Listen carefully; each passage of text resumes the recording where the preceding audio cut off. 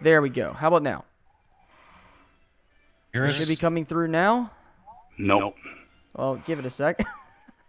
There we go. How about now? Yeah, there we go. Your first time about now. It should be coming through now. Nope. Mute yourself. I can hear you, bro. LT, I can hear it through your... Yep. So I just turned the volume off on that. I just wanted to make sure that your audience was going to hear you. Well, we'll get an audience at some point, but... So this is the Flat Earth Brothers. These guys are absolutely annoying. I like to call them the Flerfer Bros. I think I've covered them once before. Have you guys ever done anything with them? I think Hello and welcome back. Yeah, actually, we did on the Shills one time. They were out down at Lookout Mountain in Tennessee. Oh, man. I think I remember that because I actually, I think I remember that now when they went out to Lookout Mountain. They got up at the top of the mountain and like went, how can you see 7 states on a globe Earth or something like that, right? Yeah, exactly. It's just, unbelievable. first off, have you guys, I'm guessing none of y'all have ever been to Lookout Mountain. It's absolutely gorgeous. I love Lookout Mountain. Oh, I've been there a couple of times. It's very cool. Really? I keep forgetting you're Canadian, not British, but I assume everyone on the internet's from Europe. I'm actually an American. Oh, I thought you were Canadian. That's okay. Look, I automatically assume everyone else in this community is not from America because there's like only a couple of us who actually are. Yeah. Yeah. See, most of y'all are like Brits, New Zealandites, or Canucks. That's right. I'm one of the Canucks. Yeah.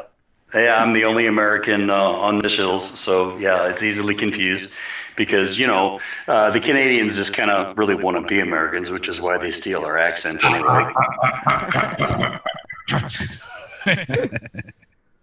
Yeah, but dude, I love Lookout Mountain. I think I've covered them once before. I don't remember if I have or have not, to be honest. They're so irrelevant to me, but this video, I came across it, and I just looked at it, and you could tell by what's on the screen right now with the June and November. He's trying to talk about how you can't see Jupiter for more than 6 months because the Earth is in different places. Well, joke's on you, buddy. You can see it for almost 10 months out of the year. And it's pretty easy to figure out why, and that's because planets are pretty bright in our sky. But yeah, let's go through this. Let's go through this video. Let's see if we can make it 22 minutes. Oh God. I hope you guys don't have plans. Hey, Glover Mom's in the chat. Hey, Glover Mom. but yeah, obviously I didn't advertise this very well. This whole stream and everything like that. So it's not like I'm expecting it gets a lot of viewers, but it'll be fun nonetheless. I just really wanted to hang out with somebody, so let's go. Let's start that video. Okay, here we go. Hello and welcome back. Unless you are one of the 2 or 3 people each day that find us somehow, I'm not sure how it happens. It might just be the 2 or 3 that are unsubscribed coming back. But if you are finding us just now, it's a miracle that you're here because someone has sent you this way. If it's not one of our own, it was the Father. And I'm thankful you found us, and I hope that you enjoy. Pause real quick. Let me fix something real quick. And while you're doing that, I'll say hi to Thomas Matta, who just joined us in the chat. Hi, Thomas. Yep.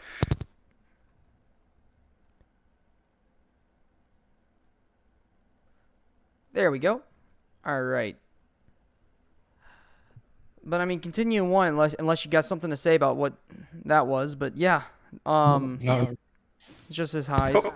Well, I did kind of like how he was trying to be all humble about it, and he's got a couple of thousand subscribers at least.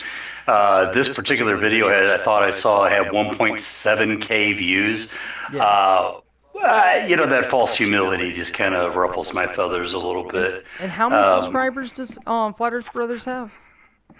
Let me know. I can look that up here real quick. To be honest with you. Hey, Tommy, he's in there, yeah. Thomas Mata, that's my buddy. Almost 3K. Okay. No, Wait. That's wrong. Yeah, I thought I saw he had more than 3,000 subs. Yeah. He does. I'm certain of it. Yeah, let's I, see. Flat Earth Brothers 63,000 subscribers. Yeah. wow. And this video has 11,000 views. Wow. Well, at least he's trying to be humble. I'll give him that. Okay. We'll give him that. Yeah. Anyways, what I see on the screen, he's already off on a tangent about something that's wrong. Yeah. Yeah, I mean, he's this whole video. I kind of watched this before we got started, and this whole video, he's not really giving any account to the fact that Jupiter's orbit is somewhat elliptical, and there's a difference, like the 12 years for it to go around and 1 year for us. I mean, of course, its position is going to change from year to year, depending on where it is in its orbit. Yeah. So he doesn't really make much mention of that. No. All right, Well, let's see how really wrong he gets this. Yeah, let's see. We'll keep pausing whenever we have a comment, but let's go.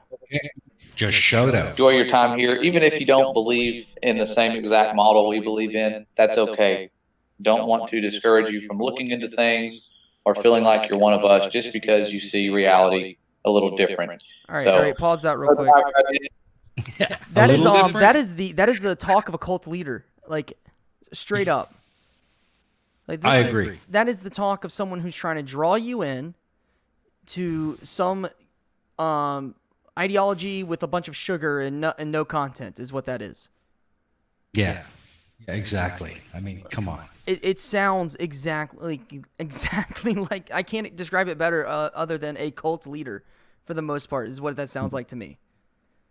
Yeah, I mean, people who see the world slightly different or see reality slightly different, we have helped them call psychologists, Well, yeah, Jim Jones, whenever he was alive, you probably aren't old enough to remember him, but he was a cult leader in the 70s, did Jonestown. I think it was, he moved his people to Africa. Ed, he basically said the same thing, hey, sure, yeah, come on, we'll do this whole communal living thing, and, if you don't like it, you don't have to stay, until you wanted to leave. Then it got a little dicey. Mm-hmm.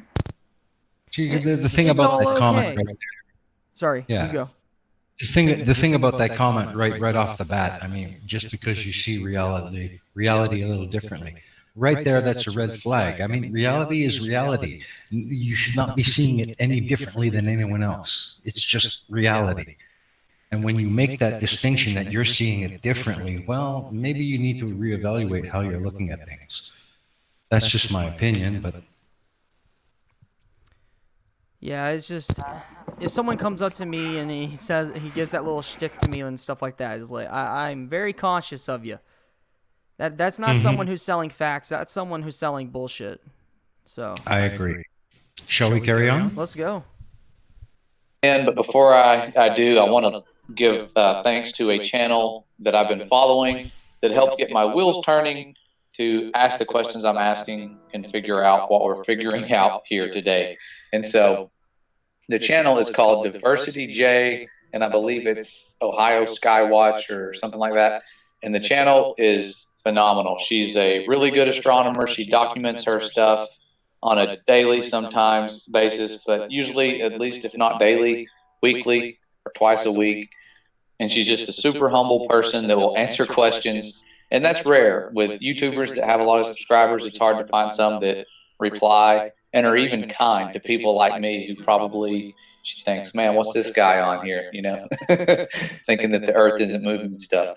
So she's kind and humble, has always been nice to me so far. So please return the same to her and use her as a way to just make observations. If you don't have a camera that you can zoom in far enough or just the time to go outside each night and do that, it's nice to have people doing that over here on YouTube. Go ahead and pause that.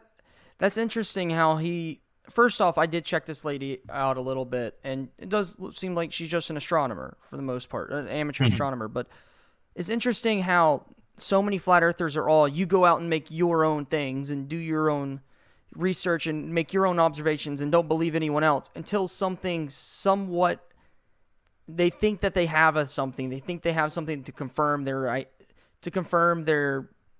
worldview, and then they go, "All right, you can use these guys." Like that's a little interesting to me. Yeah, exactly. It's not exactly your own research, is it? Yeah, and also I don't think that I think he came across this video. I honestly don't believe that he regularly watches this lady. Just simply based on the fact that I don't think that you can regularly watch this lady and come out with Earth's flat. So. Yeah. Yeah, you'd think you'd learn something if you followed this woman regularly. Yeah. She seems to be on the ball with her stuff. Yeah, she's does look like she has a good telescope though. So I'll give her that. Yeah, absolutely. Yeah. At least she's out there doing it, you know? People are learning from it, and that's a good thing. He's obviously not learning. So either he's not going there often enough to learn anything, or he's going there just to cherry pick what he wants. Yeah, I agree. What, you got anything to add there, Laud? Not yet. I'm just waiting for him to give me something I can really sink my teeth into. I appreciate that he gave this lady a shout out. That's kind of cool because you're right. Most flat earthers would be like, "Oh, you got to do it for yourself. I'm not going to spoon feed you." So I'm going to try to keep an open mind with him and see where he goes with this. Just because he gave a non-flat earther a fairly decent advert. Yeah, I agree. I so far, other than the cult talk earlier, he's not been that bad. This has not been a cancerous video yet, so we'll get there though. We'll get there. All right, here we go, boys. She's been looking at Jupiter for a while, and so have I. I've been going out and recording it occasionally. But this is one of those chief stars that was prophesied to leave its orbital path and be used to deceive mankind in that prophecy from Enoch where it says, "And many chiefs of the stars shall transgress the order prescribed, and these shall alter their orbits and tasks, and not appear at the seasons prescribed to them. And the whole order of these stars shall be concealed from the sinners, and the thoughts of those on earth shall..." Pause. He just gave me something to sink my teeth into. Okay, so it was prophesied that it would leave its orbital path and be used to deceive. But again, we have a Bible literalist that's using an apocryphal book that isn't even in the Bible, that no Bible scholar I've ever really talked to or read about has been able to really properly ascribe who wrote Enoch or when, which is why it's apocryphal. The Hebrew Torah doesn't even include Enoch. And for anybody that doesn't know who Enoch is, Enoch, who supposedly wrote this book, would be the great-grandfather of Noah. So would predate, the great flood that's spoken about in the Bible. Yeah, exactly. And appear that the seasons prescribed to them, the whole order of the stars shall be concealed from the sinners. I don't know about you, but I'm pretty familiar with the order of the stars as we understand them. Yeah, and the only thing that's really changed in the last several thousand years, not so much the positions, but where we see them in the sky. Yeah, that's going to change because the Earth wobbles a little bit on its axis. Yeah, we understand that. So how can this? It's obviously not concealed from us, so that's wrong. And thoughts of those on Earth shall err concerning them. Unless you can prove otherwise, I think we got it pretty well. I think we got it pretty. And here's the other thing that a lot of the Bible literalists don't consider, is that all the books in the Bible, all the books of the Apocrypha, have been translated into English from Latin, from Greek, from Hebrew. They've gone through translations of translations of translations. So you have to consider that. And you also have to consider the socio-political religious culture of the time when they were written. So if you don't have that historical knowledge, you can't really define any of these books through the lens of our culture. Because that's highly inappropriate. Yeah, it's like it's something I don't understand about Bible literacy, and I mean, I'm come from a like a heavily Christian family and everything like that, and I myself and I'm Christian a little bit, but I'm obviously not a creationist, but like that's something I'd never understood by people who take the Bible literally, and it's just like, oh, the word is the word. It was like, okay, and then they go, the word is written by God. It was obviously this was written by a man. Like obviously a person put the pen to paper to write the Bible. And if you are a Bible literist, what makes you believe that that person who wrote the Bible can understand God? By your own logic, God is supposed to be someone who's holier than thou, bigger and better, and no person can possibly understand him. So what makes you think that the person who put the pen to the paper on the page understood God? Yeah. Right. And Obviously, this is translated. Let's just say that Christianity is true. Then the Bible has to be translated at least once from God to person, and then again from that language to Hebrew, and then that language to Greek, then that language to Latin, and then that language to English. Yeah. And several others. At minimum, there's like 3 translations of this. It's getting translated. Right, and then you have the older style of English, the King James Version, and the newer, more common use language of English that are like in the New American Standard Bible and that kind of stuff. So even that changes between older English and younger English, you know. And the whole point of my tirade about understanding the culture of the people who wrote the original work is that, yeah, at that time, let's say that Enoch was more or less written more or less about the time of Genesis, which is they figure was written originally around 3500 BCE.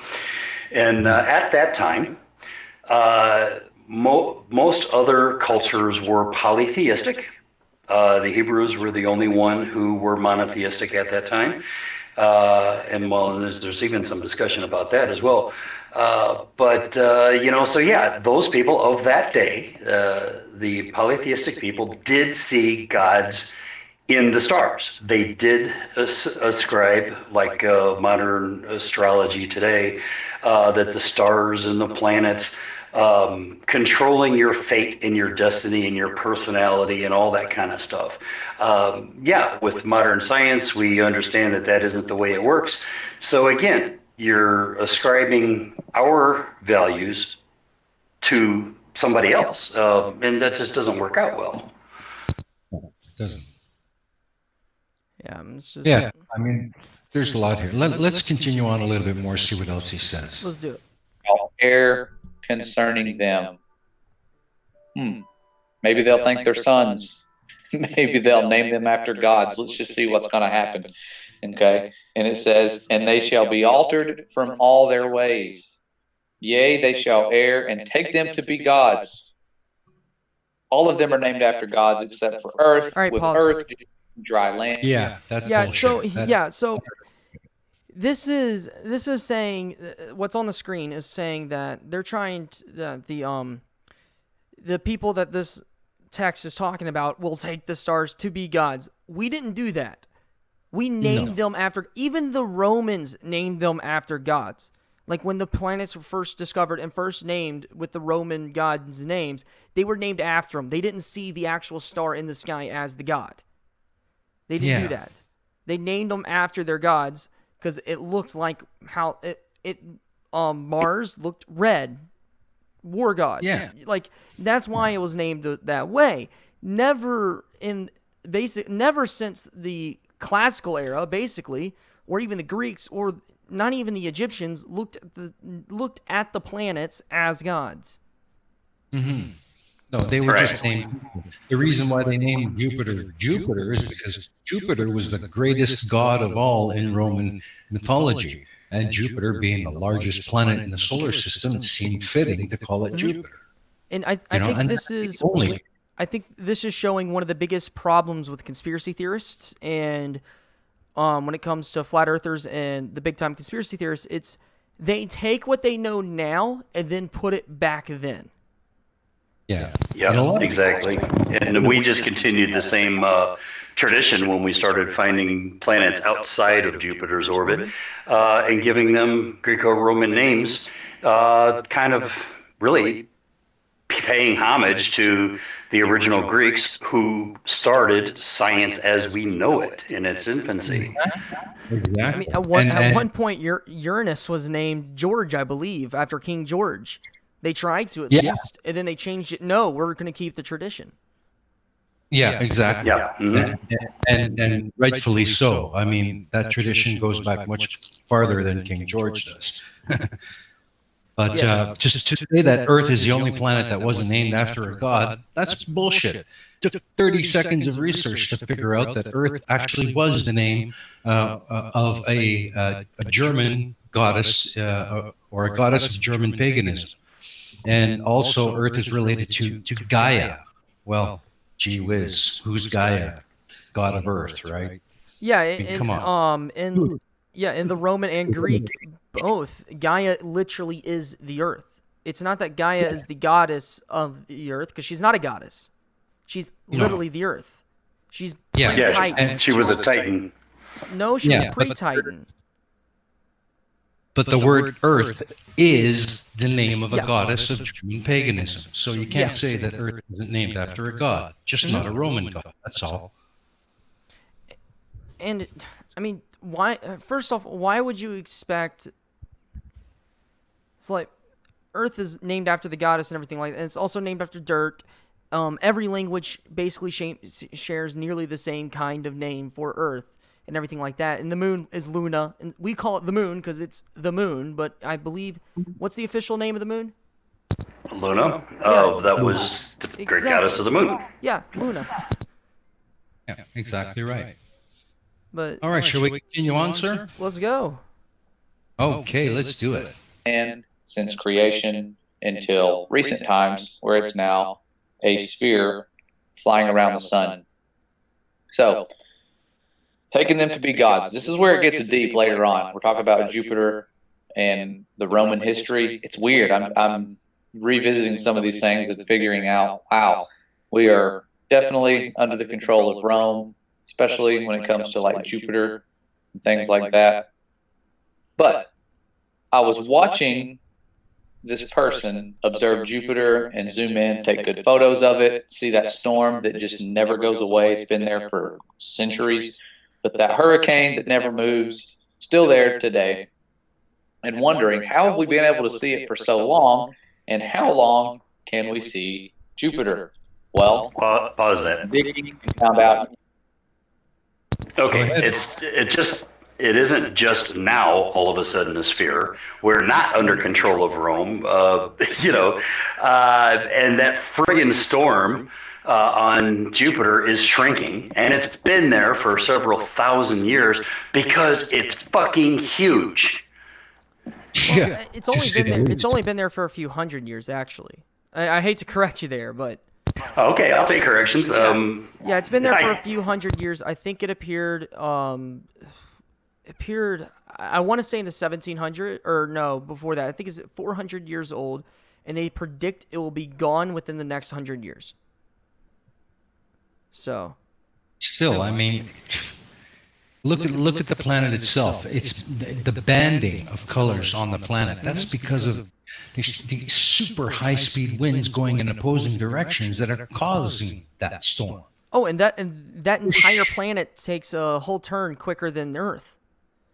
Yeah, I mean, what's an extremely fast-spinning planet. Yeah, what's the daily rotation speed? What 18 hours? Yeah, I think so. It's something with a 1/8. I doubt it's 18 minutes. Yeah, I don't know about you guys, but that's one of the reasons I love debunking, is that not only does it test my knowledge, but even in the middle of a debunk, I can get something wrong because let's face it, not everybody can know everything, and I can learn something more as I'm debunking. That to me is just so freaking cool. And that separates us from the Flerfs. Would you say, Blue? 10 hours. There you go. It's 10 hours. So, yeah, that's an incredibly quick rotation speed for a planet that size. It's insane. And and the big red spot's only 340 years old. It was first described in 1665. Oh, cool, man. I thought it was much older than that.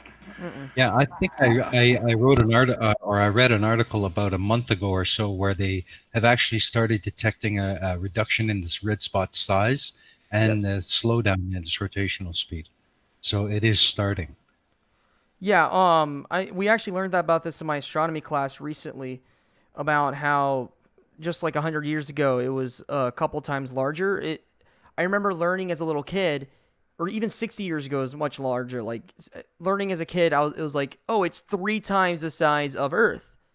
But now they're teaching you that it's 1.5 times the size of Earth. Hmm. So it doesn't Still, have that much left in it. no, no, it is petering out, but it's like you said, it's going to take another 100 years or so before it goes. Mm-hmm. Yeah. And then All right, should we continue there's on? another one that's coming up. I mean, this isn't going to be the last one. This isn't the first one that's ever happened, and it won't be the last one. Once this one dies out, there'll be another one. There's one already Oh, growing. yeah. You can't prevent it on a planet like that. You just can't.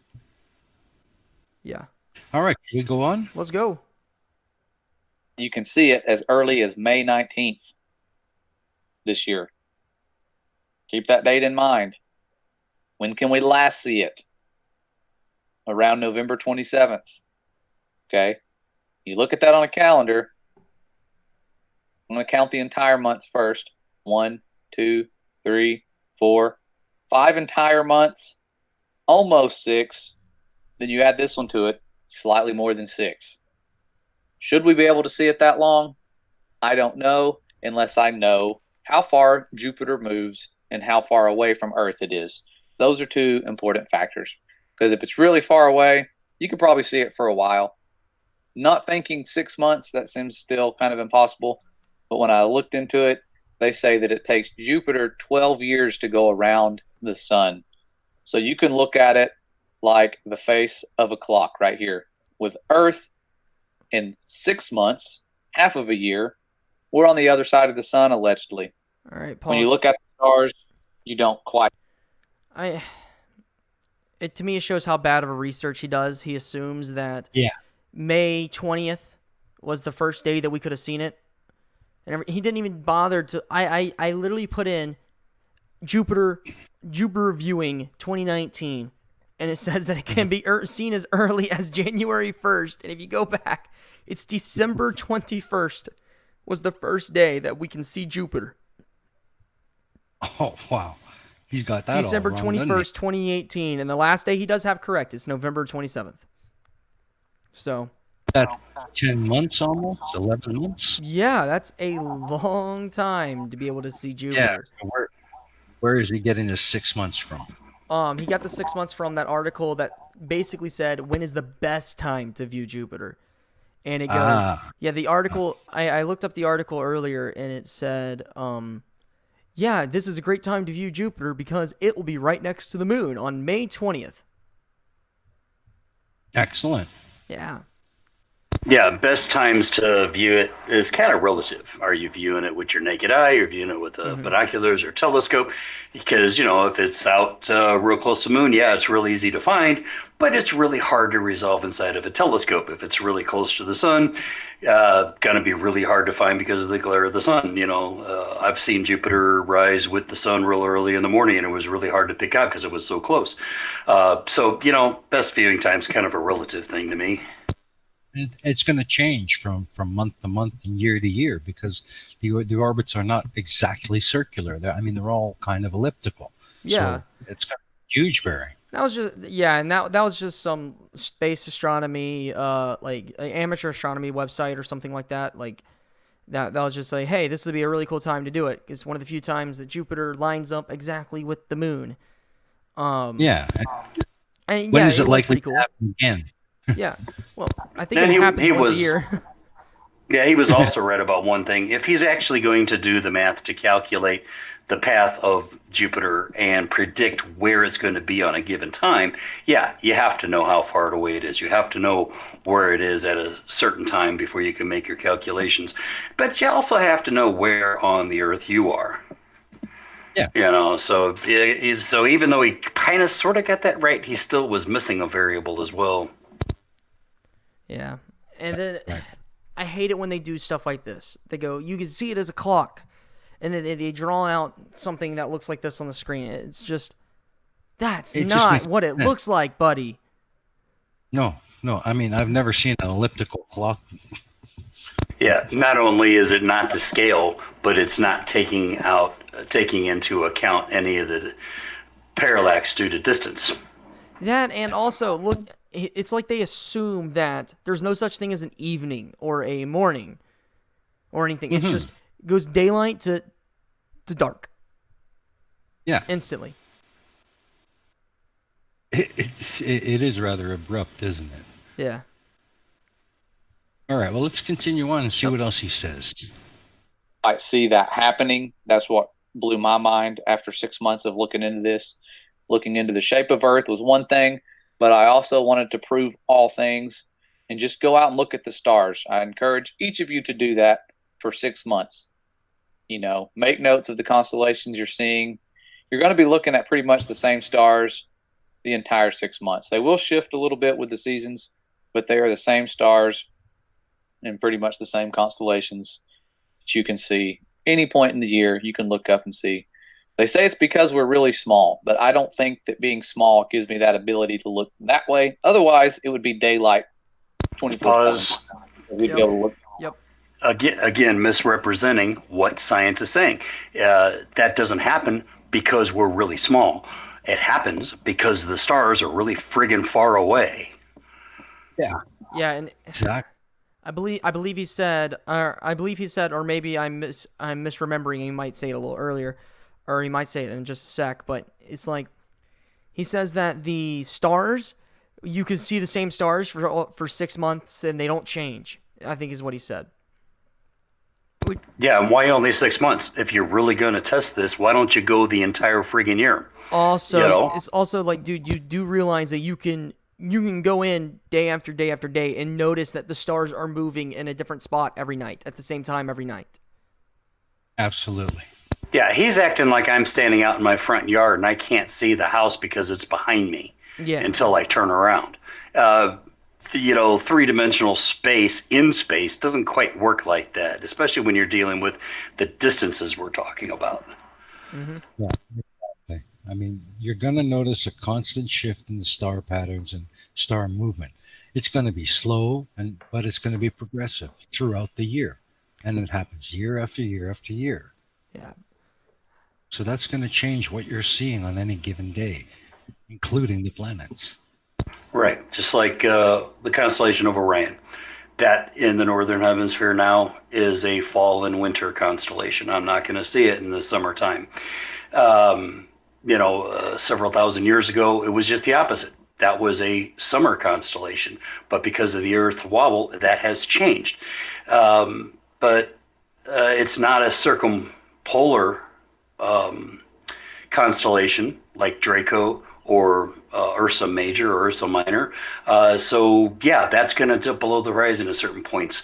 And those circumpolar ones that are up there all year round, that's what he's talking about. Yeah, I'm going to see that all year round. Why? Because the North Pole is consistently pointing at Polaris. Mm-hmm. Yeah. And Orion is the best constellation, by the way. It is, man. It's always been my favorite. The Orion Nebula is my favorite thing to look at in a telescope. Yeah. It is awesome. All right, you want to continue? Absolutely. Back and see the sun. We can't. Okay, so if Jupiter moves that much and we are facing the opposite direction, how is it that we see it? That's a good question. I thought about the scale. It's about 4 times further away from the sun than we are. So when you move it further away and try to play around with it and see if it's possible to see it for a little more than 6 months, it's not possible on the given flat heliocentric model with everything circling around the sun. It's not possible, but you can see it for that long. And so you can play around with this yourself. You can get some lines, move them, and just kind of see, because you can definitely see it for 1, 2, 3, 4 months, possibly. But once you start getting around the corner, that 5-month mark, near the 5-month mark, you can't see it anymore. Yeah, pause. All right, dude. This is such stupidity. I can't get my head around how stupid this guy's being. What he's saying would only be true, or even close to true, if our planet did not rotate and was always facing the sun on the same side. Yeah. But our planet is rotating once every day. So where you are on the planet at any given time during the night, you're going to be looking out into space in that general direction. Okay? So the position of Jupiter might change according to where you are during your year, but still, you're going to see a lot more than what he's saying you're going to see, because our planet is rotating within its orbit every day. So there's a lot more going to be viewable throughout the night. You know what I mean? Mm-hmm. Like, one thing that bugs me actually is the fact that he has all the planets rotating the wrong way.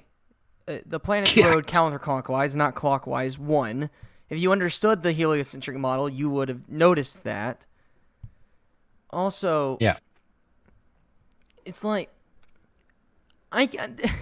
what makes you think that you can only see straight up? That you can't look north or south or east or west? What? You can only look perpendicular to the surface of the Earth? Is that what he's trying to say with these lines? There is a straight line from where the evening is all the way up to where the second Jupiter is, the top Jupiter. Like, there is a line there that you can hit, that you can see it before you see the sun. Yes, that's exactly my point. There's always going to be a point in our orbit and Jupiter's orbit where we are going to be outside of the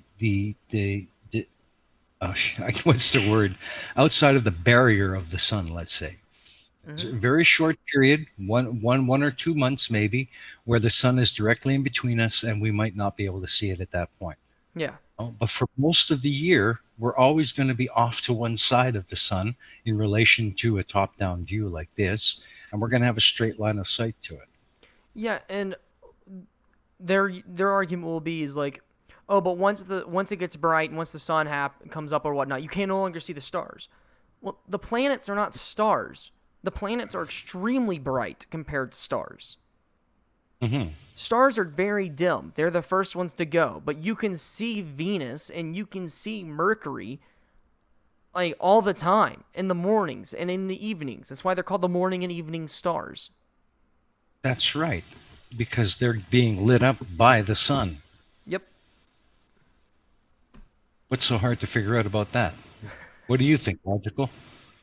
No, I think he's a wackadoodle, but yeah, I'm sitting here running through the planets that I can see with my naked eye, morning and evening, while the sun is still partially up anyway. And so yeah, at some points, real early in the morning, real close to real down at sunset, I can see Mercury if I'm in the right spot. Venus, man, that sucker's shining bright before the sun even touches the horizon in my area. Mars, Saturn, Jupiter, I can see them all, even in partial daylight. And like you said a minute ago, the only time I'm not going to see Jupiter or Mars or Saturn is if the sun is directly between me and that planet. The rest of the time, it's going to be visible somewhere. And when it's not visible to me, I see, if I remember correctly, I'm at the 46th latitude.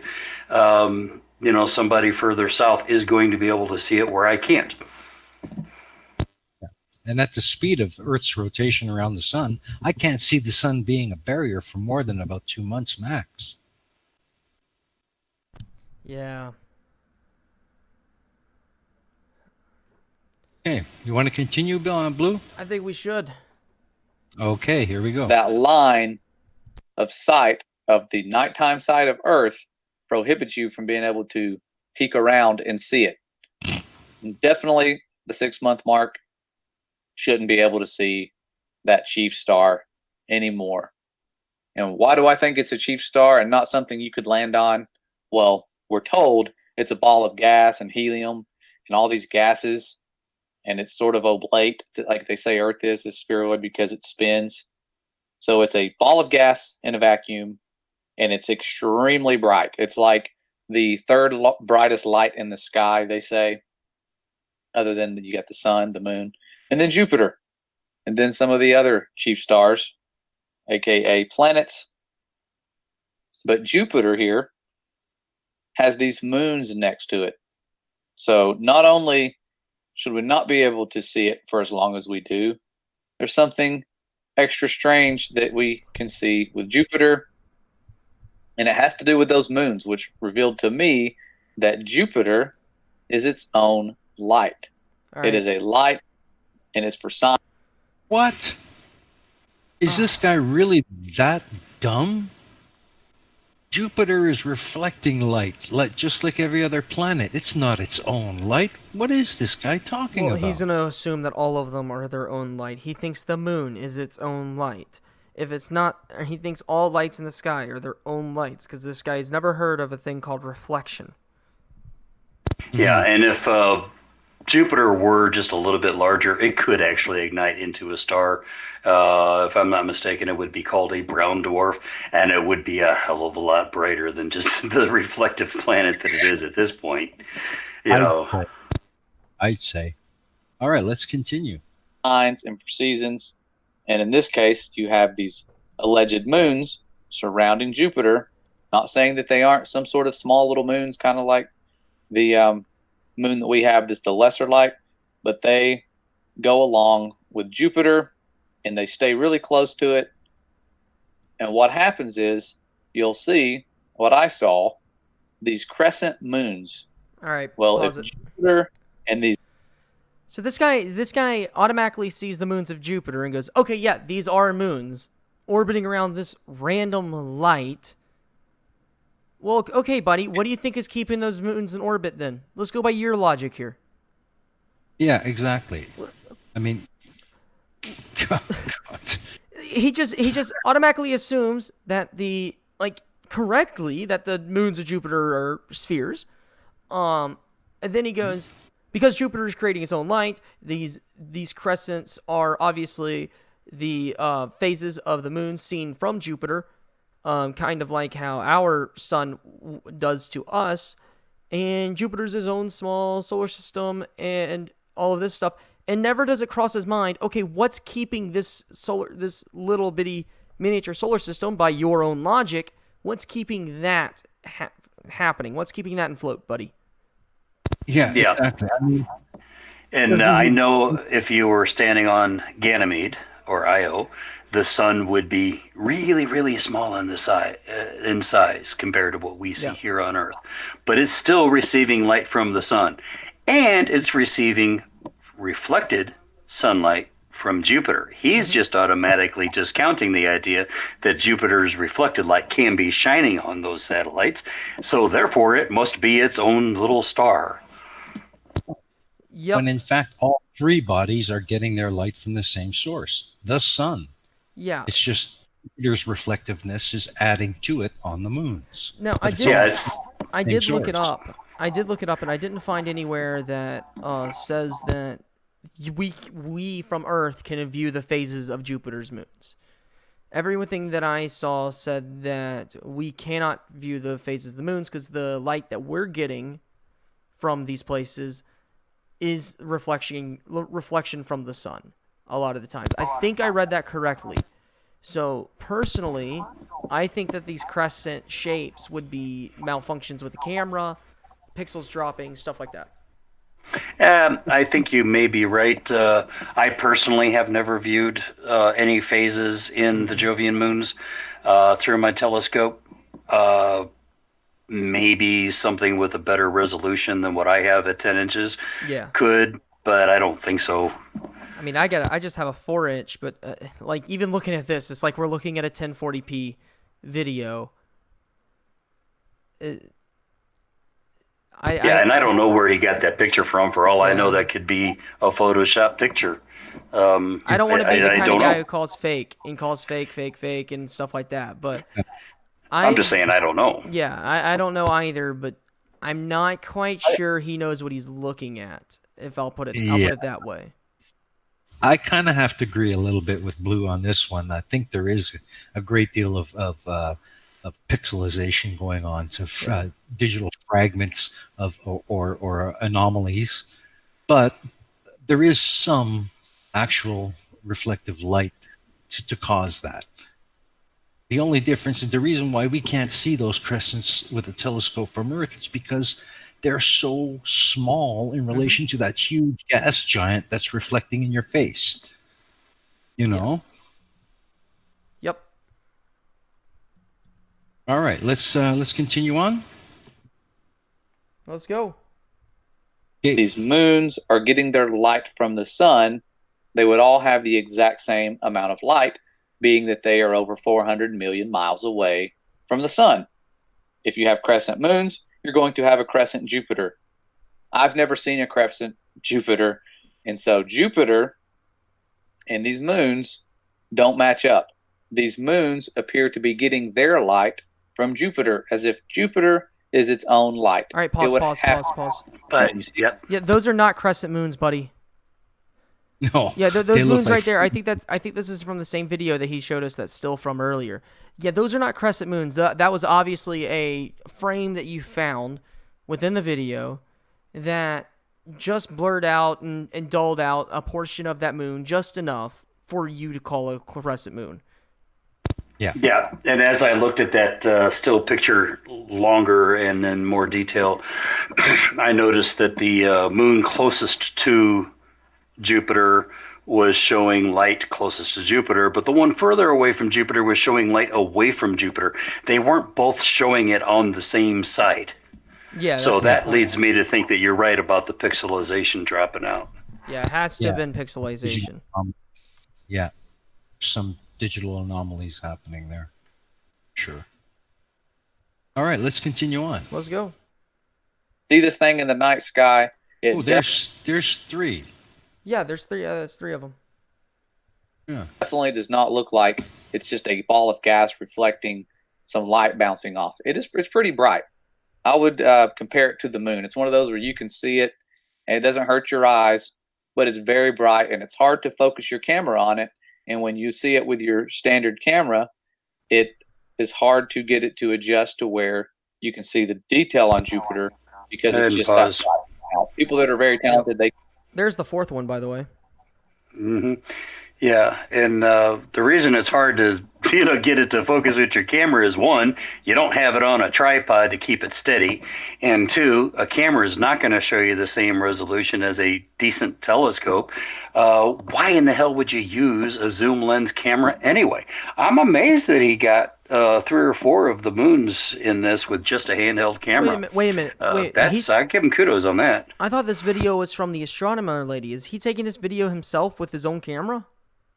I'm unclear because he kept talking about camera.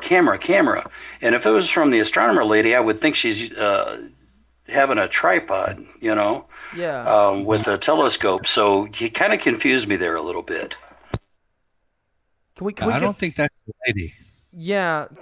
Real quick, we're at 9:10. You think you can go back to the beginning of this and see if he said that this is from him or from this lady? Okay. Because if it's from this lady, is like, I don't know about you guys, but I've tried to keep Jupiter in frame on a telescope using just my hands. It's really hard. Mm-hmm. Yeah, even on an equatorial mount, if it's manual, it's tough. Yeah, because not only is the planet Jupiter moving, but Earth is moving too. Mm-hmm. It's easiest to do it when you have a computerized tracking on your system, which I can't afford. Yeah. Real quick, play that. Let's see if it is. So not only should we not be able to see it for as long as we do, there's something extra strange that we can see with Jupiter. Yeah, it would have been before that part. Yeah. Revealed to me that Jupiter is its own. I don't know. How far? They would have been at the beginning where he was giving that lady the shout out. Just go back to But 910, honestly. yeah, No, let's not worry about that over much.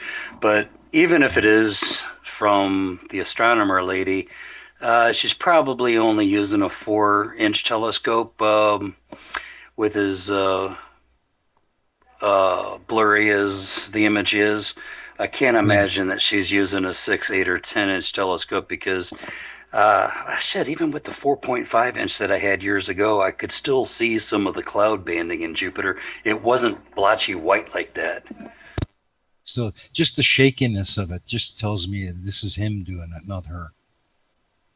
Detail on Jupiter because it's just that bright. Now, people that are very talented, they can do that and adjust the exposure settings and whatnot. I cannot do that yet. All I can do is the programmed auto type of stuff.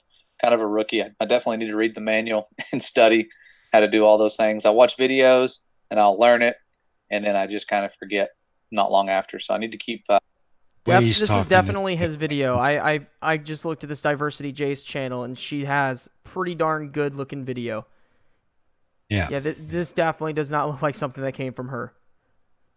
All right, let's see. Yeah, What says. Thomas Meta agrees with you on that one in the chat. All right, let's see what he says here.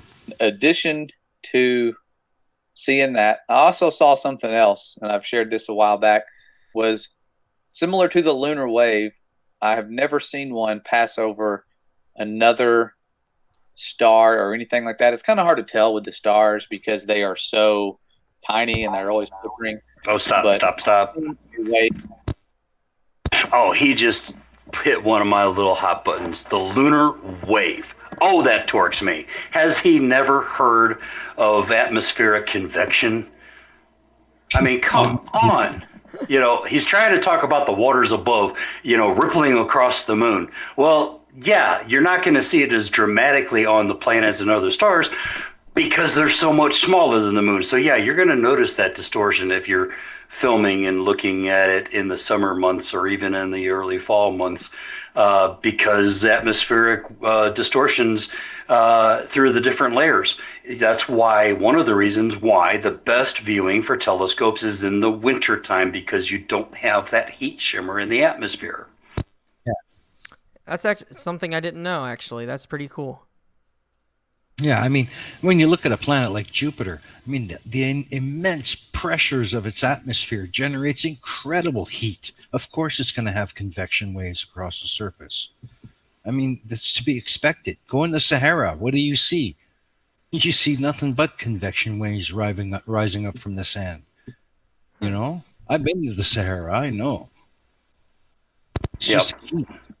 Yeah, and the other reason people like doing it in the winter months is because of the no humidity in the northern hemisphere because of the cold. The humidity makes you have to stay up really late at night to get things higher in the sky when you're viewing in the summertime. Yeah. All right, let's see what he's got here. Wave pass over Jupiter, and it looked exactly like the lunar waves that we've seen in the past. And Diversity J, she actually captured one of these, and that's why I started following her, just to see how that impacted what she thought about the firmament and what she was looking at, because those things are unexplained. When you capture them, you'll see what I'm talking about, because she was filming and she saw it and she said, "What the heck is that?" Bullshit. That is heat dissipation. They're not unexplained. That's ridiculous. Yeah. What is the daytime temperature on the surface of the moon? Minus 250 in the shade, plus 250 Fahrenheit in the sunlight. Yeah, plus 250 Fahrenheit in the sunlight. Can you figure out why this is dissipating heat in a heat wave like that? Come on. I don't. Correct me if I'm wrong, but I don't think the surface of the moon's temperature affects the heat waves on Earth. It doesn't. That's just, like I said, that's just all in our atmosphere and the convections between the warmer and cooler areas of the atmosphere. And the other thing that can cause that so-called lunar wave is a jet flying close to the moon and its heat exhaust coming into the moon's path. Oh, yeah, I can see that happening. Yeah, possible. Yeah. Or something along those lines. And she looked I've around. seen it both ways. planes in the sky. There's nothing that could cause a disturbance to the atmosphere to make a ripple move in front of the moon, and that's exactly what it was. There was a giant ripple that just moved across the moon. All right. You can see it. I'm going All to right. show it right. All right, buddy. What do you think that ripple is? If you're gonna sit here and go questioning about this ripple, oh, there's a ripple, there's a ripple, there's a ripple. Well, then why don't we hear your theories as to what this rippling is and how in the world that relates to your flat Earth? Yeah, and is it a ripple in our atmosphere that he captured while looking at the moon, or is it actually happening on the moon? I mean, come on, think about it. Yeah, like Yeah, I don't know what he's going to say about it. I've only watched the first couple of minutes of this video before we went live. But typically what a Bible literalist will say is that there's a dome over the earth separating the waters above from the waters below. The waters below is our oceans, and the waters everything out in space is not a vacuum, it's actually water. Yeah, but then if it's all water, then why can you see it so clearly? Yeah, no kidding. Why is it blue? Why isn't it blue, mommy? Yeah, and why is those shimmers, those so-called lunar waves, only during the summer months? And why are they so rare? Yeah, do the gods go surfing on them? And then you gotta ask what they- caused the waves in the firmament. Like, dude, Yeah, the gods are surfing. this is someone who just looks at, ooh, that's odd. Obviously, everything's fake. Yeah, exactly. They can't explain it, so therefore it has to be fake. Yeah. It's too much for my little brain to comprehend, so it must be fake or a lie. And that's And while we have this still picture exactly where it is, I want to point out that I've heard a lot of these flirfs talk about the moon being flat too. Well, let's take a look at those craters and let's see if that looks like a flat surface. No, how can I tell that? Well, because of how the orientation of the craters are. It actually is showing me a sphere. Duh. I'm seeing a little bit of curvature. Also, shadows on the moon. It can't be its own light source either. There you go. Yeah, and unless you got little pixels on the moon that are out. What does he think the moon is? A plasma TV? I don't know if you guys ever watched a plasma TV when they first came out, but there was always a couple of different pixels that just for whatever reason would not light up, but the rest of the screen was so bright they were glaring. That's why I prefer the LCD screen TVs nowadays. We don't have that problem. But yeah, he must think that this is a plasma TV. Okay, well, let's see what else he's got here. Right here it is. You see the wave just moving across right there, like we've seen several other times. People, I guess. You notice how the moon's surface is curved? It's very clear, yet the wave is straight line from corner to corner. That's a good point. It's very rare. I'm always hoping to capture one of these, but when they do happen, it's spectacular. You didn't And it capture reminds it. again She of those did. lightning sprites that we see that are up there near the firmament. Not saying the firmament's only 73 or 80 miles or whatever this where these sprites have been spotted. I believe that it could be some of the gases or liquid below the firmament, and that the actual more solid structure of it could be way higher. Not really sure what type of barrier it is. It may not even be solid at all. It could just be some like force field, because our Father made it. He put the stars inside it. It's called the firmament in the Bible. They call it the dome of the sky in certain translations. It's All right. one of those Anybody know what things. he's talking about at this point? I have no idea. What is this sprite thing? I he have no lost idea me. what it is. He definitely lost me, and part of the reason I think is because I was looking in the live chat. I want to give Thomas Matt a beer. He says, "Guys, Jupiter is a balloon, and someone poked it, which caused the wave. Come on, guys." That's great. And then Barry on says, "It's just a light in the sky that behaves in a manner heliocentrists predict. There's one inescapable conclusion: CGI." Or God farted. They use Yeah, but I think CGI we're- even though they would have had advanced lasers because those shadows. Mm. I think we may have to rewind this a little bit there, Jeff, Yeah, we because may have he to. definitely lost me, and I want to see what the hell he's talking about. I don't know what these sprites are. He just jumped into them as if you already know what these sprites are. He never explained them. I know what Yeah. sprites are. Yeah. All right, let's see what he got here. See the wave just Oh wait, see, it's a straight line. Yes. It's a straight line. How is that possible on a curved surface? moving across right there, like we've seen several other times. Straight as I a guess bone. it's very rare. I'm always hoping to capture one of these, but when they do happen, it's spectacular. And it reminds us again of those lightning sprites that we see that are up there near the firmament. Not so Lightning sprites. Lightning Yeah. sprites? Yeah, lightning sprites are from very high altitude clouds, and they kind of shoot off like fireworks. If you ever see the type of fireworks that look like kind of rain falling, that's the kind of the way the sprites look. But they're from very high altitude clouds. They're from the friction of ice crystals in that cloud. It's a sudden discharge, and they don't happen near as much as like ground strike lightning does during thunderstorms. Huh. Interesting. I've never seen one. It's interesting. Okay, let's see what he's saying the says. firmament's only 73 or 80 miles or whatever this where these sprites have been spotted. I believe that it could be some of the gases or liquid below the firmament, and that it could the actual more solid structure of it could be way higher. Not really sure what type of barrier it is. It may not even be solid at all. It could just be some like force field, because our Father made it.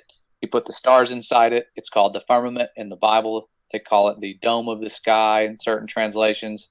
It's one of those things that just helps wake people up when they see it, because it's hard to deny what you're seeing, especially when you are. Oh, okay. I think I know what he's doing. Yeah, let's pause it right here. He's trying to, with these images, conflate a geyser with a lightning discharge. I'm sorry, no, one's water, one's electricity, not even close to being the same thing. And he's trying to use all of that together to say firmament, dome, unmovable. Wow, Yeah. Jesus. Exactly what I was going to say. He's trying to conflate this geyser with what's happening in the dome. And that's why we see that in the sky. Well, I will give him credit for this. At least he gave us a theory. Yes, true. With the waves, he didn't even give us a theory. He just said waves weird, NASA bad. Yeah. Yeah. At least here he's giving us a theory and something to look against, even though he still hasn't explained. I know you explained it to us, LT, but he hasn't explained to us what the heck these sprites are. And I think that's a little bit manipulative. It's very manipulative. And Christ Puncher, what is he saying here? Are you asking about the Grand Canyon moon? Oh, we can get into that if he really wants to after we get through some more of this. But that's always a fun conversation. Punchy's always good for a laugh, isn't he? Good one, Punchy. Okay, let's see what else he says. Having a spiritual part of the awakening. And some people, it's just they see it and they see the evidence, and they kind of understand why they are lying and how they're hiding it. What? Who's lying? Who's hiding? What are they hiding? And to what purpose? Like, yeah. Don't Where play did the that video come? yet. Let me just. I'm just gonna do this where the stream can see it. Who's hiding this? I can literally put lightning sprites into the in here, and boom, here they are. On there's just pages and pages of them on Google. Lightning sprites. Who the heck is hiding lightning sprites? Here's a diagram of how lightning sprites are actually how they're made. Like I just looked at it casually right before or as you were explaining it. Here's a diagram of how they're done. Here's another one. Like there's just pictures and pictures and pictures and pictures of these sprites. No one's hiding it. And by the way, I found the picture that he's using right now in the video, but no one's hiding this. Okay. And they are very cool when you finally see them. Yeah. Yeah. I only seen them once, and I'm 54 years old. So, and I love lightning storms. I'm out there watching lightning all the time. So that ought to tell you something. I've never seen them. So. Okay. You want to continue, Blue? Let's go. Okay. it's not really one of those things where you just have to believe it on faith. You can see it, see the properties of it. You can see how it moves. You can watch the stars, sun, and moon as they move in their paths. And the only things that have left their prescribed paths are, of course, these chief stars. So they make astronomy a little more interesting. And you had people, I mean, many people debating this, like Tycho Brahe. He was a geocentric believer, and he was under the assumption that all of the planets revolved around the sun, and the sun and the moon revolved around us. And that's not hard to Okay, let's pause. believe. Yeah. He got one thing right. With science, you don't have to take it on faith because you can test it. Unlike, the Bible literalists who have to take everything on faith. Yep. And he misused the word geocentrist. Geocentrism means the Earth is standing still, and the sun and the moon and everything is rotating, going around the Earth. He meant heliocentrism, but he totally misused it. And I hear flirts do that all the time, and it drives me crazy. Yeah. Did Me he too. did he misuse it? I thought he meant this gentleman believed that the planets orbited the sun and the sun and the moon orbited Earth. I can't really tell. What was the guy's name again? Tycho Don't Brahe? remember. I did. Yeah. Well, let me roll that back a little bit. We'll play that again. Had people, I mean, many people debating this, like Tycho Brahe. Yep. He was Tycho Brahe. Yep. This guy was a geocentrist, I believe. a geocentric believer, and he was under the assumption that all of the planets revolved around the sun, and the sun and the moon revolved around us. And that's not hard to disbelieve, because when you look at it, you can see planets passing in front of the sun, the chief star, and there's been times documented where stars have been seen in front of the moon. A lot of people assume that you're seeing through the moon and the moon is transparent. That's a possibility, but I just think they're all up there in the firmament, and you can see occasionally one on its path might pass in front of part of the moon. Pause there a second. Did he just say that there have been times you can see stars in front of the moon? Yes. Yes. I was just going to say. Yep, I'd that's like to what he see said. photographic evidence. I actually looked up that claim earlier before we did this, and what you are seeing when you see that are satellites. He's trying to Either say that that, or- like, during a crescent moon, in the black part where the moon should be, you see stars through the moon, is what he's trying to say. Well, I did not find any evidence of that happening. I did not find any astronomers saying that they have observed it. And all I've ever found was when you see something like that, it's likely a plane or a satellite. Yeah, I was going to say that's the only time I've ever seen a star in front of the moon is if it was a satellite, and that it moves really quickly across the sky is a pretty big tip-off that it's a satellite and not a star. And Yeah, and I don't know if you guys caught it, but he said the moon being transparent is a possibility. Yeah, right. I'd like to see that. all right, and Tycho Brahe, he's a 16th century astronomer. I knew I recognized the name, and yes, he was a kind of geocentrist, where he had the tectonic system in which the moon and the sun orbited the Earth, and all the other planets orbited, and Mercury and Venus orbited the sun, which orbited the Earth, and then all the bigger planets, including like Jupiter and Saturn and Mars, orbited the Earth. Yeah, nested orbits or nested galaxies.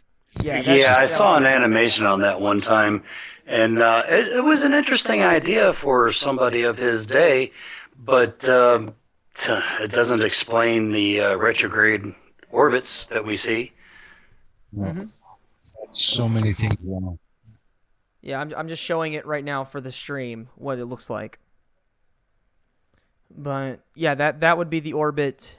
That would be the orbit that you're looking at, and what he's talking about with Tycho Brahe. So, all right, let's go back. Okay. So it's usually when the part of the moon is dark, and there's just no explanation for it. They say it's been documented, so you can look that up. I've seen pictures of it, and actual astronomers took them. These weren't like NASA photos or anything. They would definitely not want these images out there. I'll see if I could track those down and link them in the description. But it's been a couple years since I came across those, and things like that are becoming harder to find. Now, the weird stuff that I found when I was looking into just the name Jupiter, where does it come from? Jupiter, it says, this is from Wikipedia, has been known to astronomers since antiquity. It is named after the Roman god Jupiter. Just like that prophecy said, they're all taken to be gods. When viewed from Earth, Jupiter can be bright enough for its reflected light to cast shadows, and is on average the third brightest natural object in the night sky after the moon and Venus. Okay, Okay, pause All that. right. All right, just because we name them after a Greco-Roman god does not mean that we believe that that planet is a god. And yeah, that's right. It can at times cause shadows because it is so bright here on Earth, but you have to be completely away from any and all light pollution. In our modern society, that's really tough to do. Yeah, there's nowhere within the North America. There's nowhere within the continental United States that you can actually do that. I believe the only places that you can is really North Canada and North America. That's the only place that I think you actually can do that.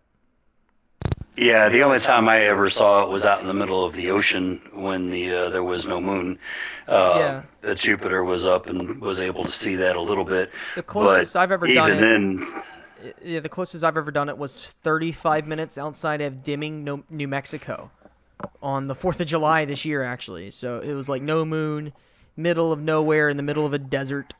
So it was really yeah. cool. But Even then, the shadows are not going to be as sharp and crisp as, say, a full moon yeah, out away from all city lights. yeah. Now, every now and then you'll see, like, Jupiter is really bright, and you can tell because usually if you're... I've been in downtown LA and been able to see Jupiter in the middle of the night. It's the only star that you can see, or it's the only thing that you can see up there. But yeah, it's Jupiter. You can see it, even the brightness that is like a downtown major metropolitan area. It's a super bright object in the sky. Yeah. Yeah, and I loved how he said, one of the really weird things. What? How weird are we really going to get here, guys? Yeah. And like you said, And like Barry On just said, there's no reason in synthetic science why not. Why not's a good explanation for a lot of things, eh? and he, All right, he keeps equating us naming the planets gods, makes us think that the planets are gods. No, I've got a thing sitting over there, and a drone named Artemis. Do I think that she's the goddess of the moon? No, I just named her Artemis. Like, That's Yeah. like you. It's like you and I believing Dave's is really Athena, right, Logical? Yeah, exactly. Like I said at the beginning of this, there was a time when some cultures did view the planets as gods, but that was a really, really long time ago. Egypt I think Egypt was like the sun and the moon are gods. But I mean, not even Greek and Roman religion had them as gods. They had the gods pulled them across. Mm-hmm. Not even that the sun and the moon were the gods. Nevertheless, the actual star or planets. Now, they believe that the stars and the constellations were where some legends went to go rest, but not that they were actually gods. No. Other than Ra, they had no real stars as gods. Yeah.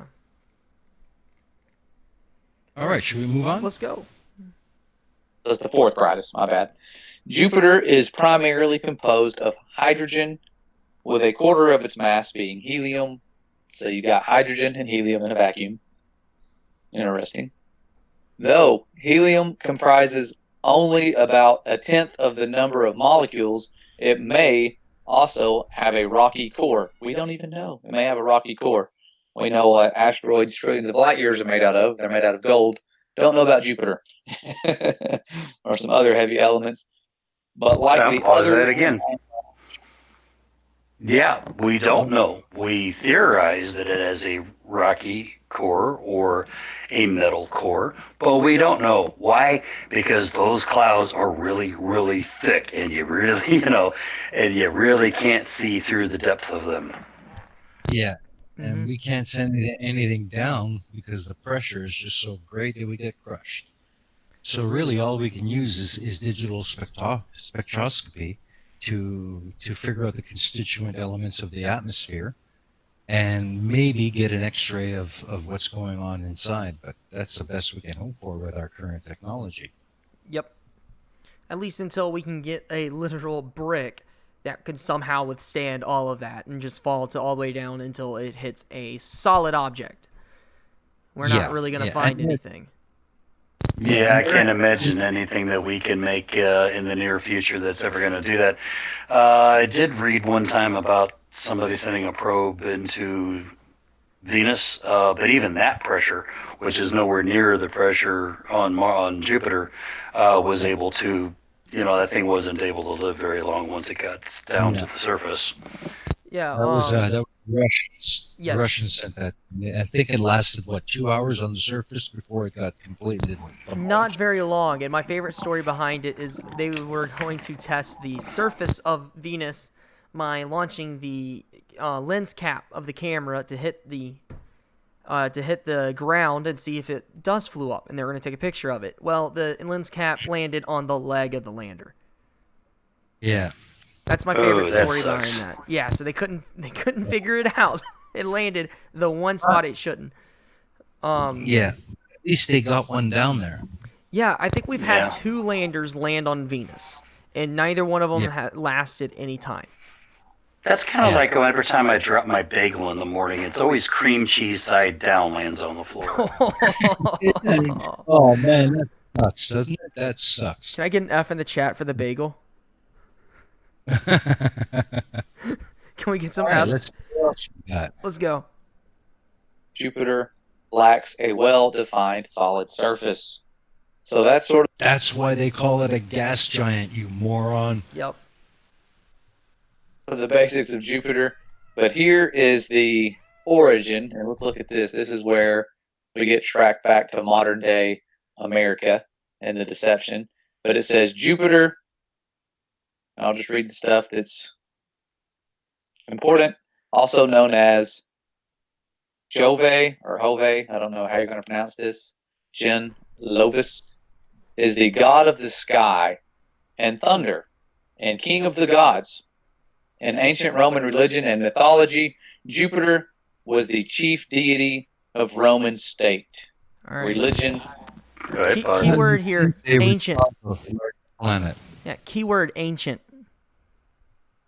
Yeah, and he's a complete ripoff of Zeus from Greece. Yeah, The who is Romans better? were famous for doing that.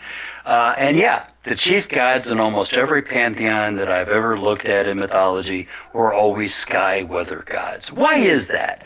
Well, that's because, the sky and the weather can really fuck up your standard of living in a hurry. So those are going to be the ones you don't want to piss off. So those are the ones you're going to look at as being the top doggies. Yeah, yeah, exactly. I mean, we didn't really understand what was going on in ancient times, so we had to identify them with things that made sense to us. And unfortunately, that meant we named them after gods and we blamed things on them, because we really, really didn't understand what was going on. Now we know what's going on, And again, but we've I think, kept those traditional names.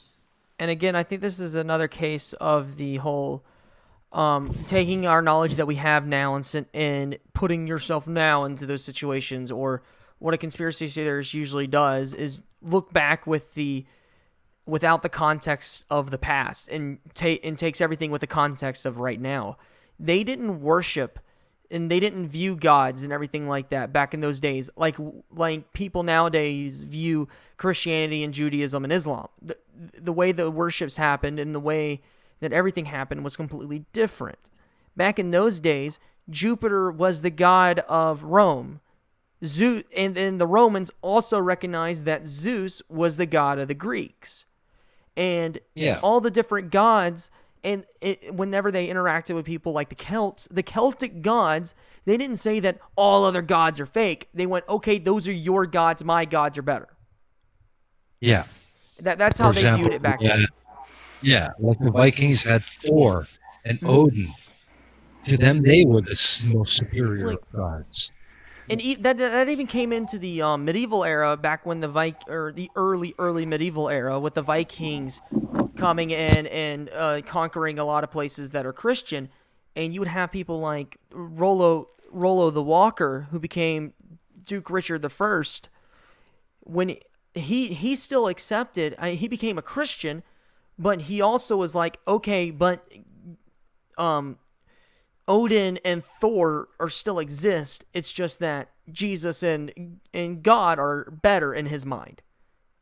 Exactly. It wasn't that he went, all my old gods I used to worship no longer exist. They're fake and everything like that. To him, it was they both exist, except this one is better. And they simply just molded them. And this is what you get out of conspiracy theorists who can't put themselves into the mindset of someone who was back then. They can't they take away the context. They can't emphasize with the people, not emphasize in the literal meaning of putting or understanding someone else and putting yourself in their context with the people of the past when it comes to their religions and it comes to their mythology and everything like that. He's just reading a Wikipedia article and taking what he knows about Christianity and projecting it onto ancient Roman mythology. Precisely. And that's why I said originally, you can't take those things and look at them through the lens of modern society. You must understand the culture of the people who wrote the words to begin with. And I hate to say this to you, Blue, but it looks like I sparked a bagel debate in your chat. Yeah. I'm sorry. It's all right. Yeah. Punchy thinks you should get a Nobel Prize for that. Well, I like Thomas Matta. He had the idea of putting, or was it Thomas Matta? He wants to put Yep. the cream cheese inside the bagels. Yeah, if you do that, then it can't land on top of it. Yeah. Anyways, all of this really just sounds like judging the past based on the standards of the present, and it just doesn't work. Mm-hmm. All right, let's continue on. Let's go. Throughout the Republican and imperial eras until Christianity became the dominant religion of the empire. Now, Christianity was becoming dominant back then, and they had to change it. That's why you have the Vatican, and they are just set up to just alter Christianity, and they have been from the get-go. If you cannot beat them, pretend you join them and just make all sorts of different divisions and rules, All right, pause. change the commandments. Jupiter was named Jupiter before before America and really English society came around and Christian society. Yes. And he's talking about the Vatican and all that, and it's like, does he not understand any church history at all? The Vatican didn't even exist at the time of the Council of Nicaea, which was called by Constantine, who was the emperor at the time. Why? Because he saw the political potential inside this brand new religion. Yep. And at the Council of Nicaea, they are the ones who actually decided what books were going to be in the Bible, which ones were going to be tossed out. And a lot of what they were doing was getting rid of a sect called the Gnostics, who were a mystic type belief system subsystem within Christianity, who thought that Jesus wasn't even a real person; he was just a spirit. There was kind of a mix of how we would see a mix of Christianity in Hindi mysticism, kind of blended. Yeah, and then there was also the sect of Christians who believe that Jesus, God, and the Holy Spirit were all three different gods. Yes. I forgot. Then they decided that, it's only one God, but three aspects, and that's a mystery and all that. But yeah, can you imagine if they would have added in the Gospel according to Peter that featured a 60-foot tall talking cross at the resurrection? Yeah. weird. No, you're right though. This is someone who doesn't understand what he's talking about. This is someone who doesn't understand the history of these things and everything like that. Now, I'm not the most versed. Basically, it everything after like Mark Antony when it comes to Rome, I'm not versed in. Everything after that, I'm like pre Colosseum Rome is my essence of Rome, in which I know a lot of stuff on. I know almost nothing about Constantine and everything like that, and even I can get that he's wrong on this. Yeah, and even Constantine didn't even convert to Christianity until his deathbed. Even he was kind of hedging his bets. Everything with this guy, he's looking through very, very Christian-colored glasses with huge blinders.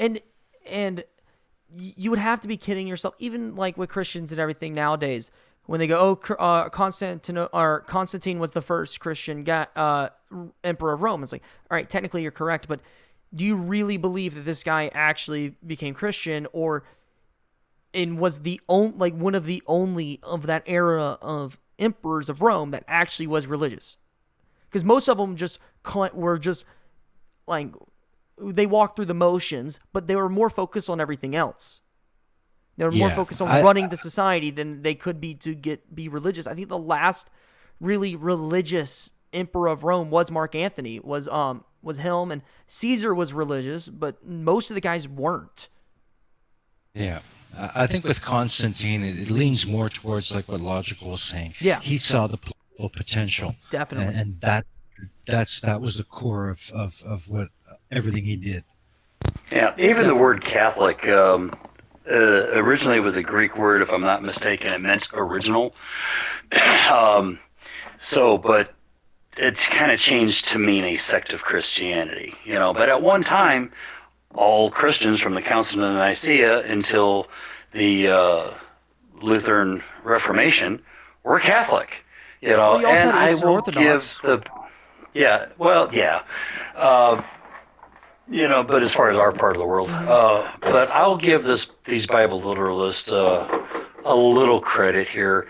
They are correct that as Christianity, as the Roman Catholic Church moved throughout the rest of Europe, they did co-opt a lot of the pagan holidays and pagan rituals, and there was a reason for that.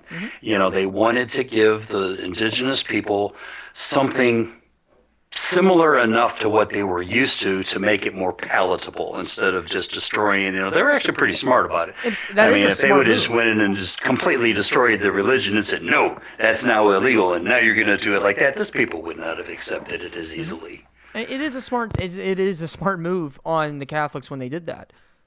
When it comes to making Christianity, it's like it's pretty common knowledge now that Christianity isn't the day that Jesus was born on. It was decided that day because that was the pagan ritual. That was the day that the similar pagan ritual was. Yeah, but they weren't doing it, because of Satanism and all that other crap. They were just doing it to give those people something familiar. Exactly. The institution of the Vatican had nothing to do with the religion. It was just a political vehicle of control over the new religion. Don't just go out and assuming that everyone is evil, and don't just go out assuming that all these people are. Everyone who makes a decision that you don't agree with is evil and everything like that. These are just guys they're running this religion. They're trying to get people to convert.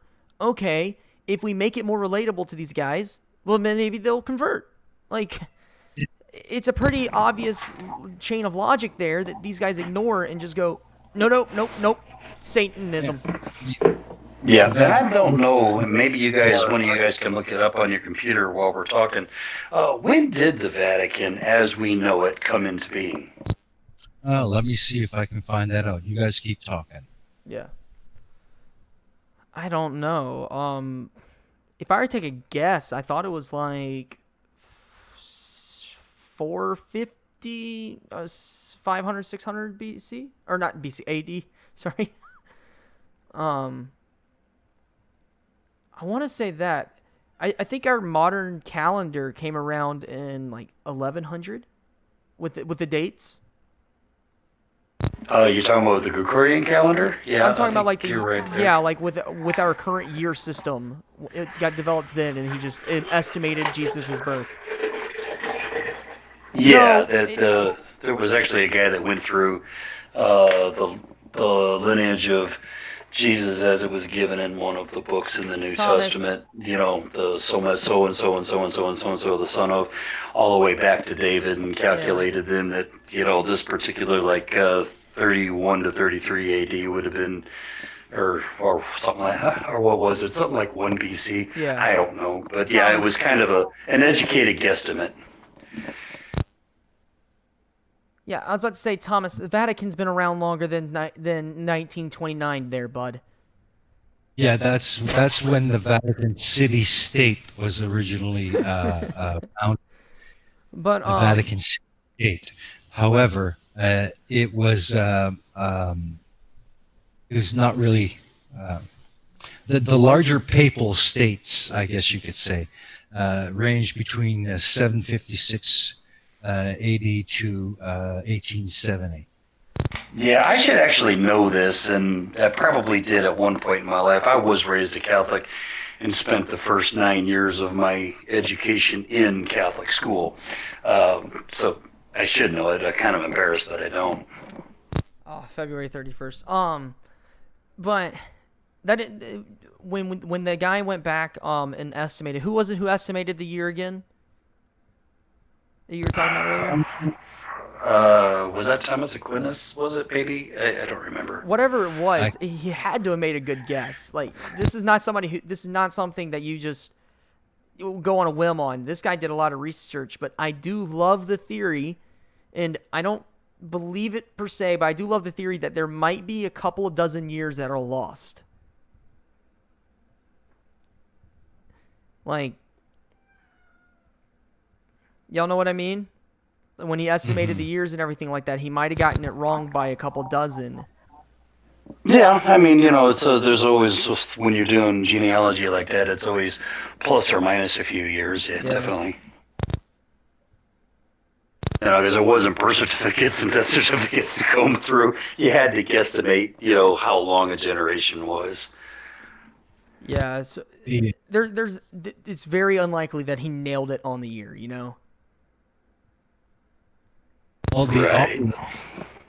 the obelisk at St. Peter's Square was actually brought in by Caligula, Okay. his force in Egypt. Yeah. Yeah, about 3,000 years ago. In 1586, it was moved to its present location in St. Peter's Square, where it does double duty as a giant sundial. Yeah, I remember hearing that came from Caligula. That would have been Caligula. That would have been like 14 or 15 BC. Yeah. No, Yeah. no. Caligula, if I'm not mistaken, I could be He wrong, was but after if I'm not Caesar. mistaken, he came after Tiberius, who was the emperor supposedly at the time of Jesus. So he would have been 10 or 15 AD. Right. Okay. Not far off. It's got something to do with when he built the small circus in his mother's gardens at the base of Vatican Hill, where years trained and where Nero is thought to have martyred the Christians. Yeah. To crown the center of the amphitheater, Caligula and had his forces transport from Egypt a pylon that had originally stood in Heliopolis. The obelisk, made of a single piece of red granite weighing more than 350 tons, was erected for an Egyptian pharaoh more than 3,000 years ago. 1586, it was moved to its present location in St. Peter's Square, where it doubles duty as a sundial. That's crazy. It is. Yeah. That's just I crazy, know. man. Yeah, I know we got off on a little bit of a side tangent here with church history and this guy here doing his Bible thumping thing, but is there any more of his video left, or we pretty much ripped him to shreds in it? So the rest of it, I Uh, believe, is equating the government systems currently to us being Yeah. ruled by Rome. Yeah, pretty much. It We've is got about entertaining if you want to keep going through it. I just skipped through it a little bit, but he's like the architecture of the architecture of North America is Romanesque, so we're obviously controlled by Rome. And we have Latin on our seal, so we're controlled by Rome. Well, we can skip ahead to that if you want. It's your channel, Blue Man. It's up to you. If y'all are good to go, I'm good to go. If y'all ever want to head out, y'all tell me. Okay, well, let's get past this stuff and move ahead to that. Yeah, let's do that. Talking. That's a good idea. Birds, the taking of all species, and became one of the most common symbols of the Roman army. So they had that eagle or a thunderbolt. So more eagle holding Roman eagle in its claws. So the two emblems were often combined to represent the god in the form of an eagle holding in its claws a thunderbolt, frequently seen on Greek and Roman coins. As the sky god, he was a divine witness to oaths, the sacred trust on which justice and good governments depend. Many of his functions were focused on the Capitoline Hill, where it gets weird. Okay, All right. let's pause that right there. Somewhere along the line, we have to have some basis for a government and laws. And pre-Christian religion, sure, of course they're going to use Zeus for that sort of thing. Well, just kind of like the way a lot of current governments originally started their whole idea of law based on things like the Ten Commandments. I've seen courthouses that have the Ten Commandments, outside their halls, that kind of stuff. It's got to start somewhere. Yeah. Well, it was once said that the White House in the U.S. was built to be the single greatest home court advantage of all time. It was built to be intimidating, and that's why they chose that classic Roman architecture. Yeah, the Capitol building and everything like that. If you're going to build the Capitol, if you're a brand new government that's supposed to be founded on liberty and founded on this cool ideology and voting and a republic, and you're basing the republic off of the old Roman Senate and stuff like that, well, what kind of architecture do you think you might mimic with building this Capitol building? Of course you're going to mimic Rome, the greatest society to have ever existed up to that point. Yeah. And that's one thing that drives me crazy every voting year when all these politicians talk about democracy. No, America is not a democracy in the way most people think of democracy, not in the way Athens was. It's a Republican democracy. And there is a distinct difference between those two styles of government. Yeah. And I've been seeing this a lot recently. People talking about, like, I've been seeing a lot on Twitter and stuff. These conspiracy theorists claiming that we're still controlled by Rome. We're still controlled by the old government deep state that's been around since the time of Roman times. See how all these buildings are Romanesque. Well, there's a reason why it's called neoclassical. It's new classical. It's not actually classical architecture, buddy. Yeah, and it's like you said, it's paying homage to something that came before. That's the foundation of your idealism or your ideology. There's nothing wrong with that. And I don't know where these guys get off with, the Vatican. A better argument can be made that big business is controlling the world governments, much more than the Vatican. Oh, yeah. That's what lobbyists are doing, for crying out loud. They're furthering the big business like Exxon and all that kind of stuff because they want the political votes to go their way, and they have the money and the clout to do it. Yeah, let's see what else he says. Capitoline Hill, and look what we have here in America.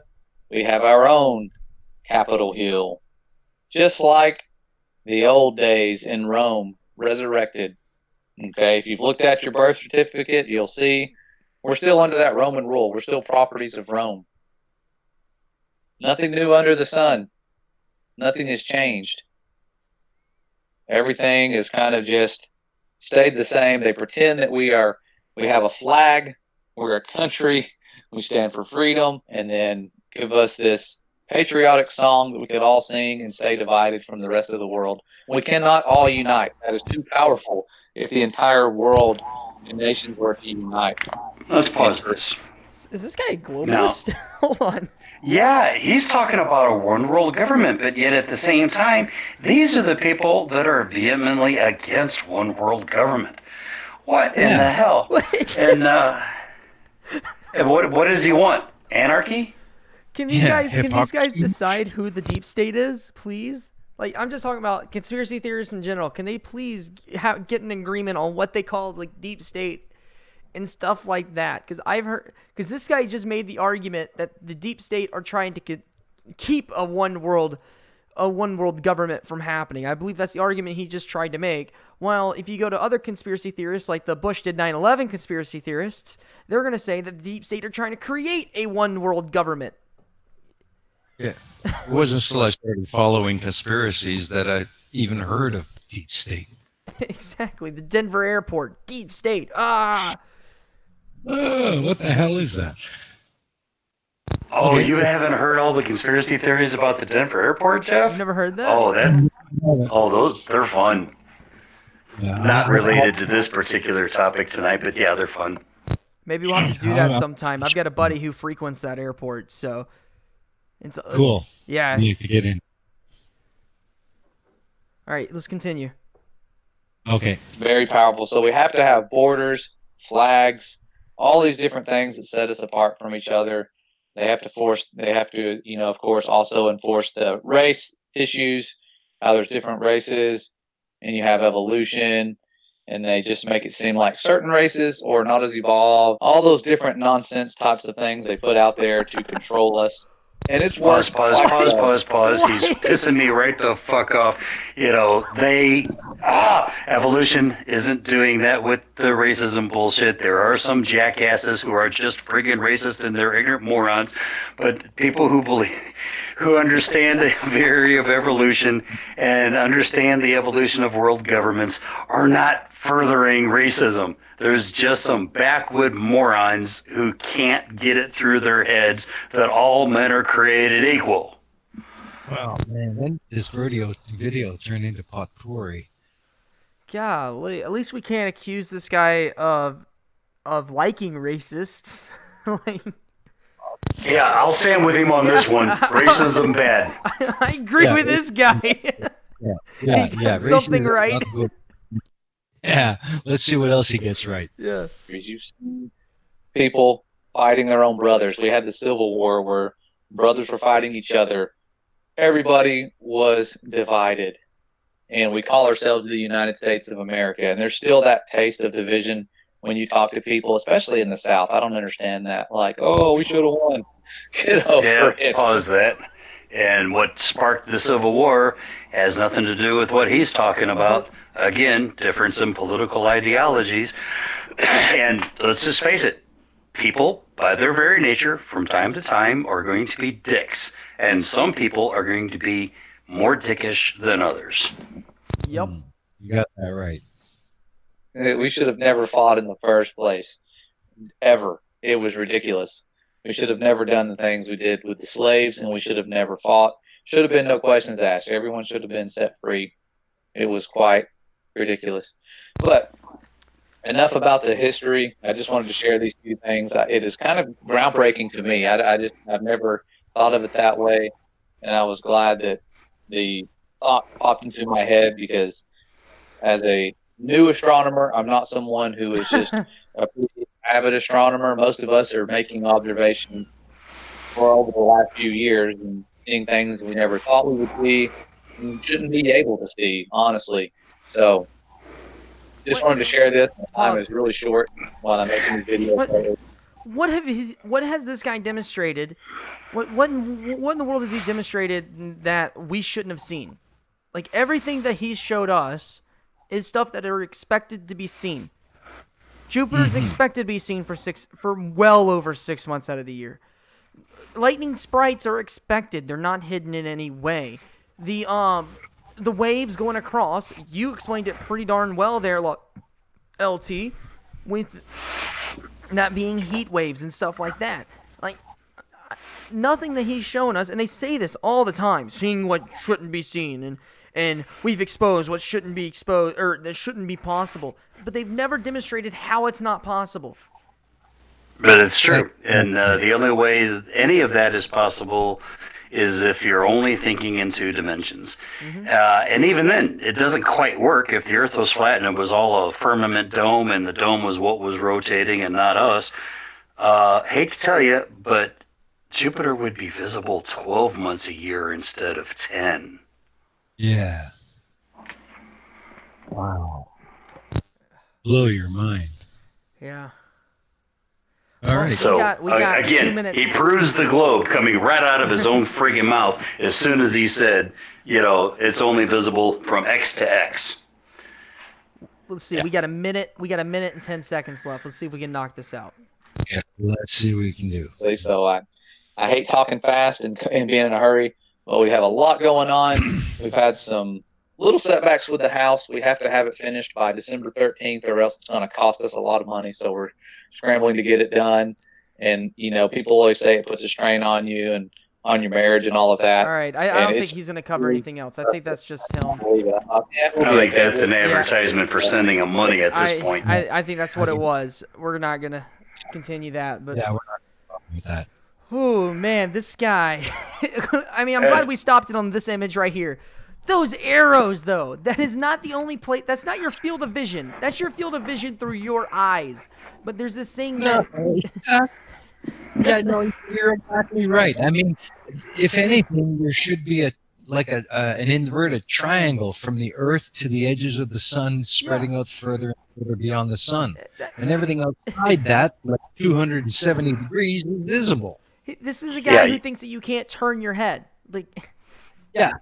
You don't look just straight out. You can look up. You can look down. You can look left. You can look right. He's just a Jaffe. J-A-F-I. Just another fucking idiot. You can stand on the edge. You can stand right on the edge of the where his night and days hit. That's called evening and morning, you moron. You can stand right there in the evening and morning, and you can look towards where the sun is about to come up and see the stars and see the things that is basically right behind the sun that you can barely see right before the sun actually comes up. And it makes it really hard to see them at that point. And how any of that relates to why they're named for Greco-Roman gods, or the Vatican controlling the world governments, or America not being the land of the free. What? I'm sorry, if we didn't have a free society, this dipshit wouldn't be allowed to say the stuff that he's actually saying. Yeah, seriously? To take it a step further, Einstein proved that you can see what's behind the sun because they did it. They actually proved with Einstein's theory that the astronomers pointed their telescope at the sun and they saw a star that was clearly behind the sun, but the light bent around the sun and they were able to see it. Yes, so that's called the solar gravity. It's called the solar eclipse experiment.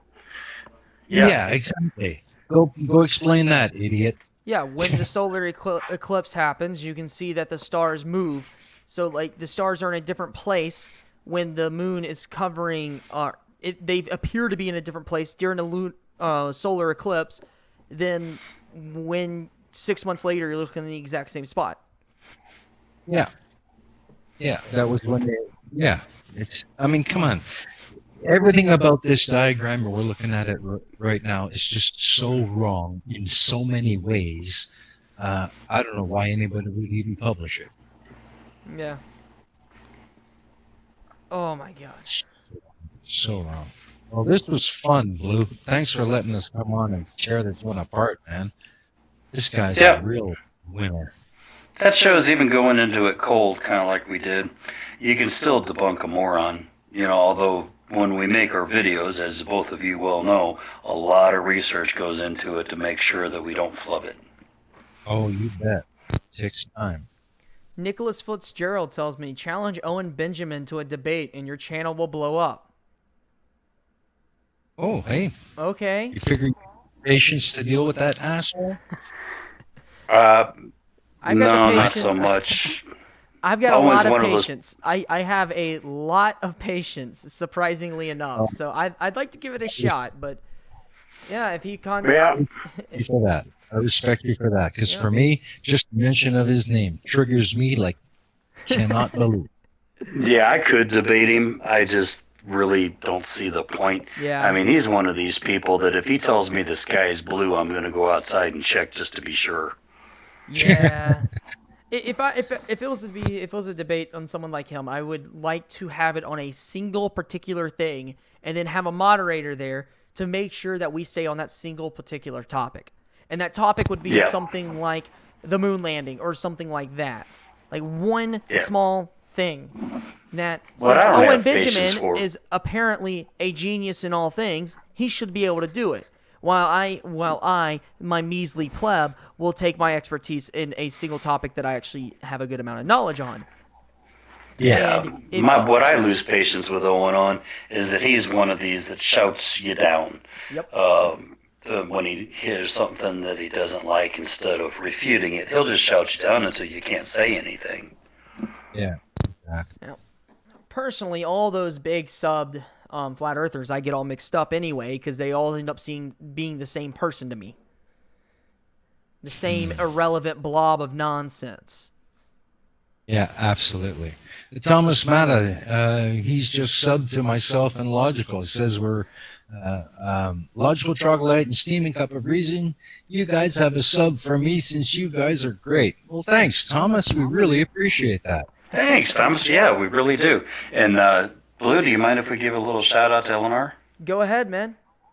If you guys kind of like what you saw with us tonight, we also run a joint venture channel called Logic and Reason, and we call together other people in the flat Earth debunking or conspiracy theories debunking community that are highly educated experts. We have educators on, including us, that are from ages kindergarten through postgraduate. We'll have Dr. Phil Bell, who is a physicist, orbital mechanics expert, also works with the Indian Space Agency on. He will be on with us this coming Sunday morning. We air at 11 a.m. GMT every other Saturday, typically. So the 17th of this month, and then we will be having another show on December the 8th and the 22nd. We address one conspiracy claim at a time. We don't go bouncing around all over the place. So this week's show is going to be discussing the moon landing deniers for half the show, and the other half of the show will be Dr. Phil Bell wants to address a couple other moon-related conspiracy claims as well. Man, that'll have to be an episode I'll have to go out and watch, man. Yeah, man, that would be awesome. I'd love to see you in the chat. It's going to be a really good conversation. And we also have with us back again, I believe, Mike Bertelson, mechanical engineer and veteran of the U.S. Navy. Very knowledgeable man, and he'll be joining us as well for the discussion. Those are some really good guests. Holy crap. Yeah, our very first episode, we were discussing the conspiracy claim that education is indoctrination. Yeah. Jeff here is an early childhood educator. I have a master's degree in clinical counseling, a bachelor's in psychology, and an associate's in drug dependency counseling. I've also self-educated in other areas as well. Mm-hmm. And we had Conspiracy Cats on, who is, as you know, a high school physics teacher, and AT2 Productions, who is he holds degrees in electrical engineering and mechanical engineering, and is currently going to school for, what is it, Jeff? Physics or astrophysics? No, I think it's nuclear physics, if I'm not mistaken. Yeah. So, that was a very lively conversation. If anybody's interested in checking out the channel, I'd suggest start with episode 1 and move forward from there. Sounds like you guys got all the people on the exact people you need to tell you that it's not indoctrination. Well, that's the whole premise of the show, really, is to bring on the experts who do know, the people who are the authority, and set the record straight. That's what we're going to do. I think you misunderstood me there. That was supposed to be a joke. That's supposed to be, education system is not indoctrination. Here, let me bring in all these experts who study how indoctrination works to tell you that it's not indoctrination. Yeah. Sometimes you get pretty wrapped up in shit, you know. Trust me, these guys Hey, you too. absolutely know how indoctrination works, but they're not gonna do it to you. Sorry, I had to poke that. I had to poke that. Yeah. Okay. Sorry, man. I was paying attention to more than one thing at a time. I do that. I can be a bit of a dolt. Yeah. Yeah, when we set up that collaboration, we decided that we wanted to have everybody that are experts and respected in their field so that the conspiracy theorists can't claim appeal to authority, because damn it, we are the authority within our own fields. Yeah, I would love to come on, but sadly, I'm not an expert in any particular field that I can actually teach other people in. So, Well, we'll see what happens. unless you guys want to have an episode on racing and race theory, then we can do that, like car racing Well, theory. you're studying what, corporate communications? Yeah, I do. I'm studying communications, but that's more of a broadcast. That's communications, majoring in broadcasting. So, All right. yeah, they're teaching me how to be a journalist, and I don't want to be a journalist, bro. Yeah, so, well, but you can speak authoritatively on how to do research properly. You can speak intelligently and with some authority about, how conspiracy theories spread, because of your communications background. So, yeah, if we do shows like that, you'd be more than welcome to be on. All right. Oh, absolutely. Sure, I'm sure we'll probably be doing something that's up your alley. In which case, you'll be getting a call from us. Yep, maybe one day, but until then, yeah, that's a good channel logic and reason that you guys run, and I'll definitely have to tune in for the moon landing denying one, because that's up my alley right there. I love that stuff. So Yeah. And if any of you in the chat are new, you really need to get over to Brewer Things. Get over to his channel, man. Look at his stuff. He does great stuff. I even did a mega mirror on this guy a couple of weeks back, so go check that as well. definitely. Yeah, he earned it. He deserves it. All right, guys. I really appreciate you inviting me on tonight, Blue. It's been a blast. But I have to go give Babes her time. Otherwise, I might be getting fleas sleeping in the doghouse. All right, guys. I think this is a good spot to end the live stream. All right. I'll be catching you guys tomorrow night on the shows. All right. Absolutely. All right. Excuse me. Well, see you, chat. Yeah. See you, Steaming Cop. I think it's a good time to head out. So, any last thing you want to say? No, I'm good. Thanks. Just thanks everybody for stopping in and having a little sit down, listen to us ramble on. And like I said, if you haven't subbed to them already, head over to Blue Earth Things channel and get subbed. You need to do it. Definitely. And hopefully we could do more live streams like this in the future, because these are fun and easy to do. It's a whole lot easier than writing a 5,000 word script, I'll tell you that. There you go. I had fun, and I hope we get a chance to do this game. All right. See you guys next time. Blue Earth Thing out. Cheers. Out.